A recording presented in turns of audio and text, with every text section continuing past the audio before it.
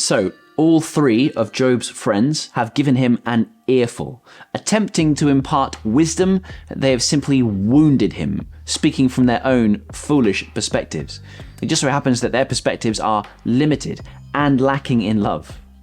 They have each insisted that God blesses the righteous, he punishes those who are wicked, and therefore, this is where they get it wrong, it is possible to draw a straight line between Job's circumstances and Job's sin. But Job knows, and we know, that they are wrong. And so now Job responds to this latest lambasting. Job chapter 12 verse 1. Doubtless you are the only people who matter, and wisdom will die with you. But I have a mind as well as you. I am not inferior to you. Who does not know all these things? What I love about this is that there is something of Job's personality shining through his pain. There's something of his courage and his quick-wittedness on display here. He's accusing his friends of being literal know-it-alls. Wisdom will die with you is a great little dig, isn't it? But the friends have conducted themselves with a great deal of arrogance and intellectual superiority. Zophar, in the previous chapter, asked, "Can you fathom the mysteries of God? Can you probe the limits of the Almighty?" And of course, the answer is no. We cannot understand the entirety of God. We cannot fathom his limits. But just because we cannot say everything about God does not mean that we cannot say anything about God. There are lots of true things that have been undoubtedly revealed to us and about which we can have total confidence. Deuteronomy chapter 29 tells us that the secret things belong to the Lord our God. As in, there are all sorts of mysteries that will remain for us uncertainties this side of eternity, but the things that are revealed belong to us and to our children forever, that we may follow all the words of this law. Some things are mysterious and unknown, but a great deal has been revealed, and we are expected to live in line with God's revelation. Job says, look, even the ignorant animals know these things. Even the mindless earth can tell you the things that the friends have said about God. Of course, God is powerful and unsearchable. Job says, which of all these animals does not know that the hand of the Lord has done this? Job is saying, in effect, I know all those things that you have said. I know them. Everyone with a brain knows them. As he said in verse 3, I have a mind as well as you. I can see that these things are true. The deeper question that has so far been unaddressed and unexplained is, how can it be possible for saved people, those who have called upon the Lord and been answered by him, how can it be possible for them to suffer so much in this life? That's the question.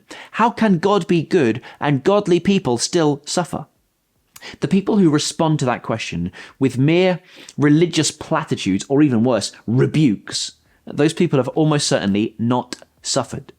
That is what Job says in verse 5 here. Those who are at ease have contempt for misfortune. They speak like this because they haven't suffered. It has often been observed that the opposite is also true. A.W. Tozer said, it is doubtful whether God can bless a man greatly until he has hurt him deeply.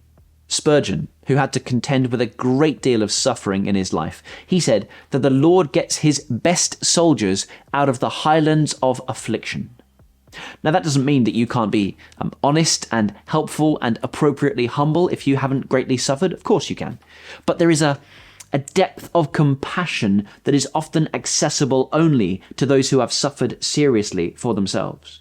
Job is saying to those friends there, I know why you talk like this. I know why you give glib answers to my deep grief, pat responses to my pain. It's because you've never seriously suffered.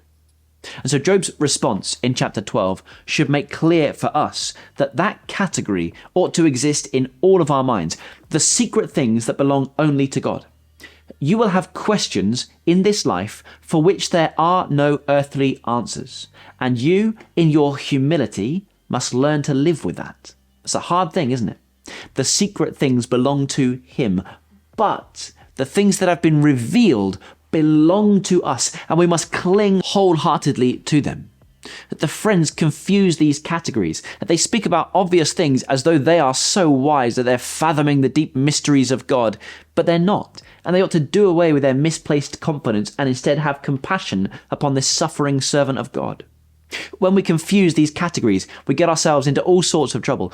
When we treat the revealed things as though they are mysterious and who could possibly know what is right and what is wrong and which way's up and which way's down, we are doing a deep disservice to the things that have been revealed. No, God has told us it is our duty to live in line with his revelation. But if we treat the mysterious things of God as though they are obvious and have been revealed, then we will speak with all the blind, misplaced confidence of Job's so-called comforters. Some things are mysterious. They are beyond our understanding.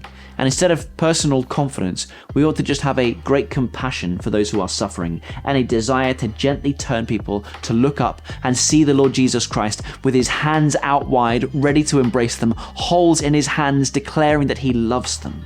Nothing in the world is more sure or certain or important than that.